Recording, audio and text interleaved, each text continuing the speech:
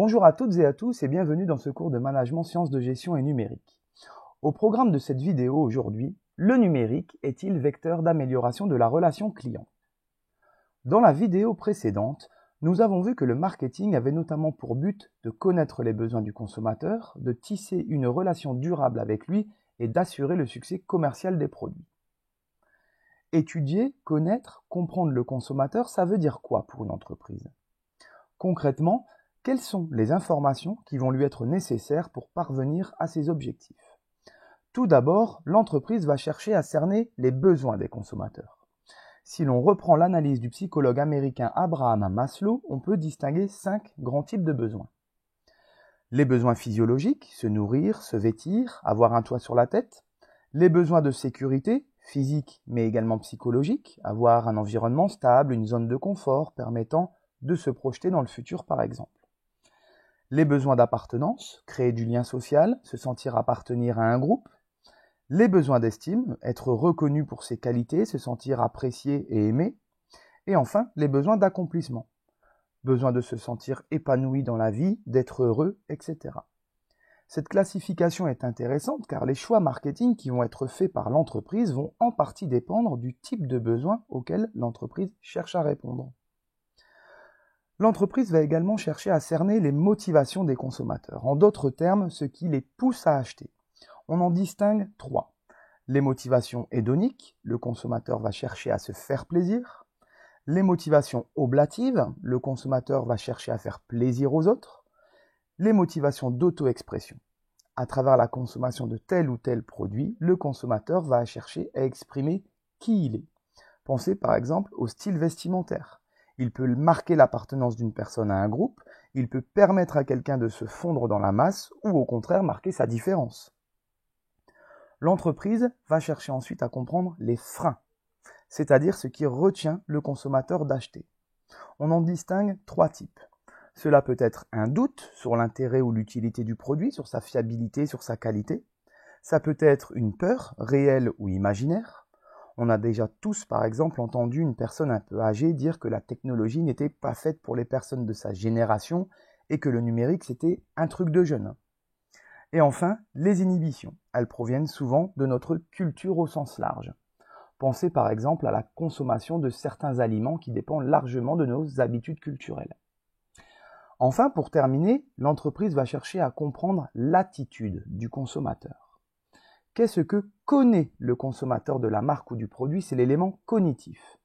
Je sais, par exemple, que l'iPhone est un produit Apple, qui est une marque américaine spécialisée dans les produits technologiques.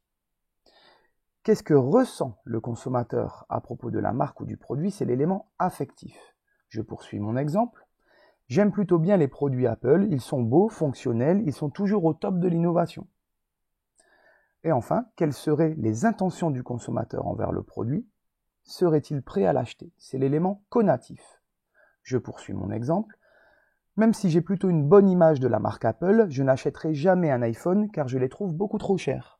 Ou au contraire, oui, je serais prêt à acheter un iPhone car la qualité des produits justifie bien leur prix. Vous l'aurez compris, c'est à partir de toutes ces informations, de cette connaissance du consommateur que l'entreprise pourra adapter sa stratégie commerciale. Mais me direz-vous, comment l'entreprise peut-elle connaître toutes ces informations? À quel moment peut-elle recueillir toutes ces données? Eh bien, c'est lors du processus d'achat que l'entreprise va pouvoir parfaire sa connaissance du consommateur. Pour faire simple, le processus d'achat regroupe toutes les étapes qui précèdent ou qui suivent l'achat d'un produit. Le consommateur va d'abord récolter des informations sur les différents produits, il va évaluer les solutions qui s'offrent à lui pour choisir la meilleure. Il va procéder à l'achat et ensuite éventuellement partager son expérience avec son entourage. Aujourd'hui, le parcours client est très largement digitalisé et ça, c'est une chance pour l'entreprise. Pour ses recherches, le consommateur va utiliser un moteur de recherche. Il va consulter des sites web, des blogs, des forums. Il va utiliser des comparateurs en ligne. Il va effectuer son achat sur un site de e-commerce et postera des selfies de lui avec sa nouvelle paire de baskets en taguant la marque. Il rédigera un commentaire sur le magasin où il a fait son achat et attribuera un certain nombre d'étoiles au produit. Vous l'aurez compris, cette digitalisation du parcours client est une mine d'informations pour les entreprises. Grâce aux cookies informatiques, et oui, encore eux, qui alimentent le big data, les entreprises ont une connaissance de plus en plus précise des consommateurs. Cette connaissance, l'entreprise va les mettre au service de la gestion de la relation client, qu'on retrouve souvent sous l'acronyme GRC. Alors qu'est-ce que c'est ? La gestion de la relation client, c'est l'ensemble des outils et des techniques permettant de récolter, traiter et exploiter les informations dans le but d'améliorer la connaissance du client, de le fidéliser et d'optimiser la relation que l'entreprise entretient avec lui. La logique étant pour l'entreprise, premièrement, d'inciter le consommateur à devenir client, c'est-à-dire qu'il fasse un premier achat, une première transaction. Ensuite, l'entreprise essaiera de faire en sorte que ce nouveau client renouvelle son achat, qu'il devienne un client fidèle, pour au final créer une véritable relation de confiance avec lui. On parle alors de marketing relationnel ou conversationnel. Au plus le lien est fort entre l'entreprise et le client, au moins ce dernier ira voir ce qui se passe chez les concurrents, et ça, c'est plutôt bon pour les affaires. Concrètement, comment le digital permet-il d'améliorer la gestion de la relation client ?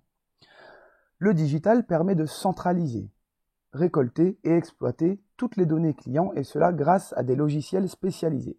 Cela permet d'améliorer la connaissance du client. Un conseiller clientèle peut avoir par exemple accès à l'intégralité de votre dossier, votre profil, votre historique d'achat, votre historique de contact, les solutions, les services qui vous sont proposés. Le digital permet de multiplier et de diversifier les points de contact. L'entreprise s'adapte aux préférences du client pour discuter avec lui. Site internet, réseaux sociaux, chat, email, appel, courrier, toutes les solutions sont possibles, tout arrive au même endroit. Avoir une connaissance approfondie du client, c'est pouvoir personnaliser la relation, et ça c'est primordial. L'entreprise a tout intérêt à faire sentir au client qu'il n'est pas qu'un numéro de dossier.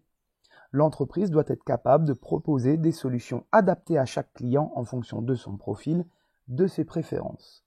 Chaque client doit se sentir unique.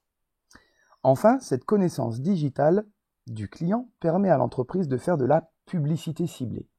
Chaque client va être soumis à des messages publicitaires susceptibles de l'intéresser, ce qui augmente grandement l'efficacité des campagnes de communication.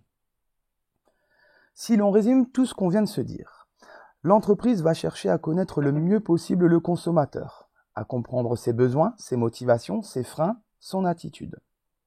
Pour cela, elle va largement utiliser la digitalisation du parcours client et le big data nourri notamment par les cookies informatiques.